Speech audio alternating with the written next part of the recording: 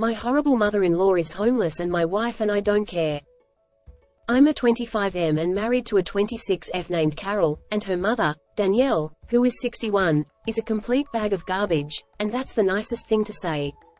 During Carol's childhood, Danielle would always belittle Carol and manipulate her into the most BS stuff, mostly always claiming that her father abandoned them in CO to seek fame and fortune in CA and refusing to pay child support, whereas she would actually spend said child support on her own self, buying books and clothes and not supporting her daughter. Danielle also changed Carol's last name on Social Security to Danielle's last name when she was a little kid, which made it incredibly difficult for Carol to find a job as an adult because she was an illegal alien to the US government. That meant she had one last name on her birth certificate, and a different last name on her Social Security card. Danielle also had a very crap job that didn't pay the best and had to get an apartment with Carol under Carol's name because Danielle had bad credit and Carol had a 0 credit score because she was 18 at the time and didn't have her own bills to pay. Danielle kept getting on Carol's case about not having a job, but Carol said she couldn't because of the name issue. They ended up getting evicted due to failure to pay rent because Danielle's job wasn't enough to pay for a luxury apartment and had to move in with Grandma.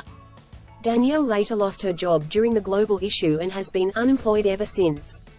There's way too many scenarios about how Danielle would take advantage of her own daughter, but I don't want to bore y'all with the details. Anyway, onto the story. Back in late 2021, while me and Carol were engaged, she wanted to join the US Navy. She got her name changed to her father's last name on Social Security to match her birth certificate, and even gave her recruiter child custody papers to prove her name. She enlisted, got through basic, completed her schooling, and got her orders to serve on a ship. We got married in September 2022 before she was shipped to VA for her new orders. While Carol was serving, and I spent time packing my belongings to move out to VA myself, I learned that Danielle was going to therapy to possibly move on, or so I imagined. I tried so damn hard to stay away from her during that time, but she was always bugging me, wondering why Carol wasn't talking to her during the day. I let her know on repeated occasions that she has no cell service on her ship, but to her, it was just one of those in one ear and right out the other things. I eventually made it to VA in December 2022 to be with Carol. We have been ignoring all of Danielle's calls for a while. Fast forward to April. Carol gets a text from Danielle asking her to call her to talk. They talk on the phone for a while and Carol learns that her grandma is not doing well. I also get my brother's HS graduation invitation in the mail and I want to see him graduate in May, which means Carol wants to see her grandma because she fears that she may not make it to the end of 2023. Danielle seemed to be super nice and Carol and I both thought she changed because of all the therapy she had been getting. So last week, we fly back to CO and Danielle loans us her car while we're there and was being way too nice to us like a decent human. We see my brother walk across the stage and Carol gets to see her grandma. While there, we learn that Grandma wants to move into a more safer place with Carol's aunt because of her health. And Danielle has to move somewhere else because, in her eyes, everyone doesn't want to take me in because the family doesn't like me. We told her that if we weren't living in a 650 square foot one-bedroom apartment on the other side of the country, then we could help her. Again, she starts being even nicer to us while still in CO. I even warned Carol that her being nice could mean something bad in the future, given her past behavior. Carol agreed. A few days after we flew back to VA, which was 5 days ago, Carol gets a text from Danielle saying that she's gonna have to live in her car because nobody will help her in.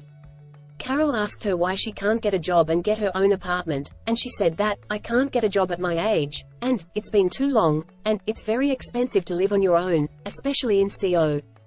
Carol told her that we unfortunately can't help her because 1, we live in a small apartment, and 2, we live 7 states away on the other side of the country. So now here we are today. I'm at work and I get a call from Carol saying that she needs to be with me. I ask if everything's okay, because I can tell she's not. She said she would talk about it when she got there. 30 minutes later, she shows up and I go on my lunch break with her. She tells me that her mum literally asked for $1,000 to help her move from CO to VA so she could be with us. $1,000. We told her multiple times we couldn't help her because we don't have that kind of room. We let alone don't have $1,000 to just give away because we live paycheck to paycheck. I was so flabbergasted. And Carol told me that her being super nice in recent times was way too good to be true, which is what I felt would happen. She either didn't get the therapy she needed, or she lied. I DK what the case was about that because there's no proof. I wasn't around for this part, but Carol and Danielle argued over the phone, more like cussing each other out purse. Danielle was upset with Carol for not providing a home for her when she did it for her first 20 years of life, and now Carol can't return the favor. Carol then told her mother, "Just F off already," before hanging up and blocking her completely. Danielle is now homeless and living in her Nissan Sentra, but we couldn't care less. All those years Carol had to endure due to Danielle's entitled and narcissistic behavior is now biting her in the butt, and nobody wants to live with her because of this, because that B only cares about herself and knows what she's doing is wrong and doesn't give a poop. I personally and honestly don't care if she dies. I will piss on her grave when she dies. Entitled mother assaults me after her daughter steals my candy. This happened almost 6 years ago. I had just turned 20. At the time, I was a college student with no job, but I occasionally worked as a babysitter. It wasn't anything too serious and I charged almost nothing, but I was good with kids and parents liked me. Plus, it was the first job I ever had, so I was proud of it. During vacations, I went to the mall with 3 of my friends to see Spider-Man: Homecoming at the movies. We got there early, and decided to stop at a toy store so one of my friends could buy a birthday gift for his cousin. There was a candy kiosk nearby, and I wanted to get some for the movie, so I told my friends to go ahead without me, and I'd meet them in the store. As I was buying the candy, the store was giving out samples of a new product. It was some kind of long chocolate stick, think Pocky, but thicker. They gave me one for free, and I left. I bit into it once or twice and went back to the store to meet my friends. As I was walking through the doll aisle, I passed by a little girl, about 7 or 8, and her mother, EM. I put my hand that was holding the chocolate down for a second. Seconds later, the girl came up to me, quickly snatched the candy from my hand and shoved the piece she'd broken off in her mouth. I yelled out a quick, "What the hell?" careful not to swear at kids, which got EM's attention. I explained what had happened to her. To my absolute shock at the time, the mum seemed to be angry at the daughter at first, demanding she'd apologize to me. But the girl was making excuses. She was hungry, the chocolate was right in front of her, she wanted it more than me, and seemed to think she had nothing to apologize for. As she proceeded to tell her mum she'd done nothing wrong, EM said something along the lines of, "I know, honey, but we don't want the lady to call security now, do we?" What? EM then turned back to me, "I mean really, my daughter is 8 years old. You're a grown woman. You shouldn't be making such a big deal about chocolate." I pointed out that if she wanted candy, they could literally get some for free at the kiosk herself. There was no need to steal mine. EM continued to defend her daughter, insisting that I might as well just get more chocolate myself. I was pissed, but I didn't want things to get blown out of proportion. For some reason, though, I hoped the daughter would at least begin to understand why she couldn't go around stealing people's food. So I said, "Ma'am, I'm trying really hard to be patient here. I'm a nanny. But how could it possibly be okay for your daughter to steal candy from a complete stranger like that?" Next thing I know, my face was burning and there was a large handprint across my cheek. EM also had large rings that almost broke my skin. She was screaming at me, but I was too shocked to pay attention. One of my friends heard the commotion and came to see what was going on. I told him EM had slapped me, so he called security. Before they could arrive, EM told her daughter not to tell them anything. Me and my friend exchanged looks, and silently agreed we'd be better parents in the future. The Paul Blarts came and escorted EM and her daughter out. I later found out they'd been banned from the toy store for their troubles, and that was more than enough for me. I ended up buying more chocolate sticks. I hope that kid turned out okay. Do you have a secret little subreddit that is a favorite? Share it in the comments and it could become the next big thing. Parents have kid pulled out of class because of teacher's identity and sexuality. My sibling's a teacher and goes by Echo. They're non-binary and as a teacher they go by Teacher, Echo, or Teacher Echo. They teach 7th grade. They never use their last name because they don't like their last name, which is valid. A lot of people don't like their last name. Echo is male presenting but has a feminine voice. They never wear skirts or dresses. They mostly wear suits. No big deal, right? They had a new student come in January and we can call this student Jen, liked Echo and accepted them for who they are. Jen then told him they want to be called Charlie, because he was questioning his gender but wants he, they pronouns. Echo didn't keep Charlie closeted as his mother was very religious. When spring parent-teacher conferences came around, they wore a suit. Let's call Charlie's mother, Susan, since Karen is overused. You can clearly tell Susan was very religious based on what she was wearing. Echo said, "Hello, I'm teacher Echo, Jen's teacher." Susan then wanted to speak to the principal but wouldn't tell them why. Susan then complained to the principal because she didn't want someone like her teaching her kid. She then pulled Charlie out of Echo's class. Charlie was given to her coworker and visits Echo during lunch and has lunch with them. Apparently Susan complained to the board when the principal wouldn't fire them. Susan is still trying to get Echo fired because, "I don't want my daughter to turn gay." Echo has a wife and a lot of people know. Karen made my train go behind schedule. So this happened 2 years back, thought of sharing it here. I was so worked as an engineer at a heritage museum, and at the end of the tour of the heritage museum, we had these rideable trains that kids and their parents could ride on to blow off the steam, unintended, from the boringness of the tour. So I was given the job of driving these trains.